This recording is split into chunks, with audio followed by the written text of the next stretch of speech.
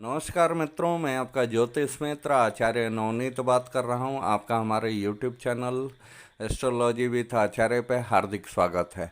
मित्रों, एक सज्जन हमको कॉल करके कल बोले कि पंडित जी आप हमको ये बतलाइए कि पूजा कैसे किया जाता है। तो मैं सोचा कि आज चलो इसी पे एक वीडियो बनाते हैं और आप सबों को ये समझाते हैं, बतलाते हैं कि पूजा करने का सही पद्धति क्या है। तो चलिए मित्रों, हम लोग देखते हैं। देखिए, मैंने एक फ़ोटो ड्रॉ किया है। अब उतना अच्छा तो हमको बनाना आता है नहीं।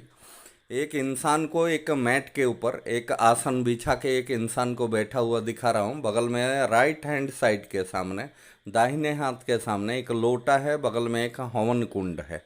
इसके द्वारा मैं आपको ये समझाने का कोशिश करूँगा कि मतलब पूजा कैसे किया जाता है। देखिए मित्रों, पूजा करने का सबसे अच्छा उपाय है, सबसे सटीक उपाय ये है कि जैसा आप कोई भी भगवान को जिसको आप मानते हैं, आप पहले नहा धो के आइए, एक लोटे में जल भर के लाइए, पहले भगवान का भोग लगाइए, पहले एक दीपक जलाइए घी का, और उसमें रुई का बत्ती डाल के। कुछ आदमी कपड़े का बत्ती डालते हैं जो कि अशुद्ध होता है, वो नहीं डालना चाहिए।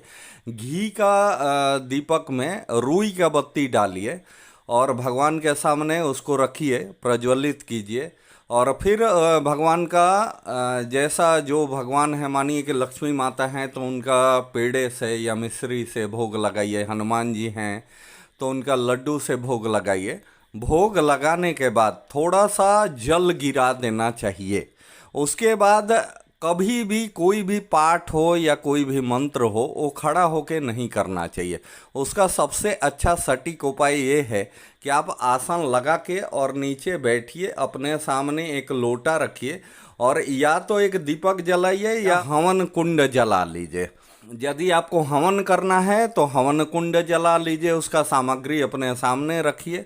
नहीं हवन करना है तो कम से कम एक दीपक जला के नीचे रखिए, नहीं तो उसी दीपक को मानिए जो भगवान के सामने अपने जलाए। यदि आपका मंदिर नीचे है जहाँ बैठते हैं तब तो वो अच्छा है और अच्छा है। यही आपका मंदिर ऊपर है और आप नीचे आसन लगा के बैठते हैं तो आप एक लोटा अपने दाहिने हाथ के सामने रख लीजिए और पलथी मार के, मीन्स कि जिसको सुखासन बोलते हैं, पलथी दोनों पैर को समेट के और हाथ को यूं इस स्थिति में दोनों हाथ को ऐसे करके अपने दोनों जंघा के ऊपर उसको रखिए।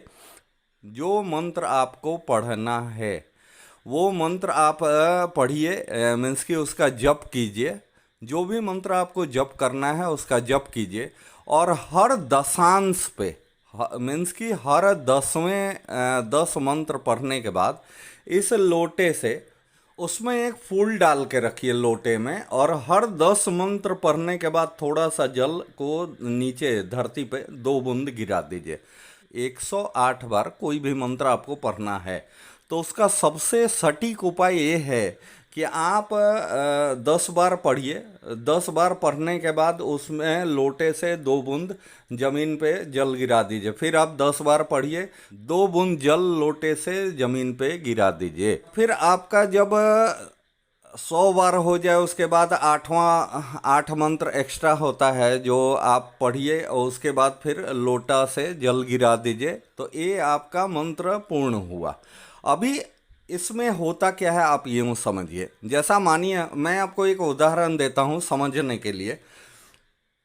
आपको किसी आदमी को व्हाट्सअप करना है या एसएमएस करना है तो आप मोबाइल लेते हैं, मोबाइल में अपना जो भी मैसेज है वो टाइप करते हैं। टाइप करने के बाद जब तक उसमें सेंड का बटन नहीं दबाते हैं वो मंत्र जाता नहीं है। मान के चलिए कि आप किसी इंसान को आप व्हाट्सअप करते हैं या कोई मैसेज करते हैं तो उसका नियम क्या है कि आप मोबाइल लेते हैं, आप व्हाट्सअप में जाके उस आदमी के नंबर पे व्हाट्सअप जो भी आपको टाइप करना है आप टाइप करते हैं, फिर उसमें सेंड का बटन दबाते हैं तो वो मैसेज आपका अमुक आदमी के जिसके नंबर पे आप व्हाट्सअप करते हैं उसको वो प्राप्त होता है, ठीक है, उसके पास वो चला जाता है। सेम लाइक दैट मित्रों, ये वैदिक ज्योतिष में भी पूजा पद्धति का भी यही सिस्टम है कि मानिए कि जब ये आप मंत्र पढ़ते हैं तो यही मंत्र पढ़ने के बाद आप जल नहीं गिराइएगा, जल नहीं गिराइएगा तो वो मंत्र सेंड नहीं हो पाता है। ठीक है। अब दूसरी चीज़, आप मानिए कि आप जैसा मोबाइल लिए, आप मैसेज टाइप करते हैं, फिर सेंड का बटन दबाते हैं, तो वो उस इंसान के पास जाता है। उसको लेके कौन जाता है? बाय द वे, बाय वो लेके जाता है आपका इंटरनेट के थ्रू वो जाता है। तो इसमें इंटरनेट का काम करता है, मैसेंजर का काम करता है, पहुंचाने और लाने का काम करता है अग्नि देवता। इसके लिए पूजा पद्धति में अग्नि का बहुत ही ज़्यादा महत्व है। बिना दीपक जलाए या बिना अग्नि को प्रज्वलित किए यदि आप कोई भी मंत्र पढ़ के और बिना जल गिराए आप ये समझते हैं कि आपका पूजा पूर्ण हुआ, तो आई थिंक कि ये 100% गलत है। इंसान कहता है कि हम तो बहुत पूजा करते हैं फिर भी हमको फ़ायदा बोल के कुछ होता ही नहीं है। उसका मूल कारण यही है कि आप उसका सही ढंग से आप उसको नहीं करते हैं। आप कभी भी आसन पे बैठ के मंत्र पढ़ के और जल गिराइएगा तो 100% ये गारंटेड है कि वो मंत्र आपका अग्नि देवता लेके, उसको जिस भगवान का नाम लेके आप जिस भगवान का मंत्र आप पढ़िएगा वो उनके पास तक लेके पहुंचाता है। अभी उसका प्रतिफल क्या आता है वो तो आपके तकदीर के ऊपर डिपेंड करता है, या आप उस मंत्र को कितने मन से पढ़े हैं ये उसके ऊपर डिपेंड करता है।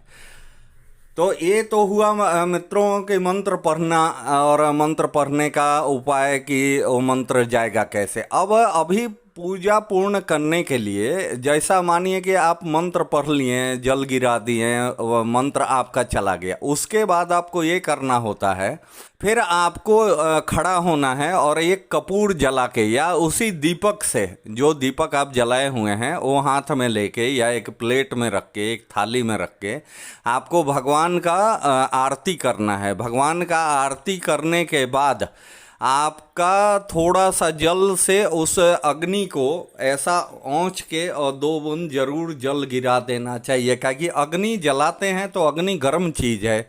उसको ये माना गया है कि उसको पूजा करने के बाद शीतल अवश्य करना चाहिए, चाहे वो कपूर जला के आप आरती कीजिए या दीपक जला के आरती कीजिए। दोनों ही अवस्था में आपको उसको औंच के 2 बूंद जल जरूर गिराना है धरती पे, तब जाके वो आपका आरती पूर्ण हुआ। अब इसके बाद आपको करना ये है कि जो भी प्रसाद है, जो आप जिस प्रसाद से आपने भगवान का भोग लगाया है, अभी उस प्रसाद को लेके आपको थोड़ा सा ही, भले 2 दाना खाइए या पूरा खाइए, जैसे आपको खाना है वैसे खाइए, और उसमें से सबको बांटिए।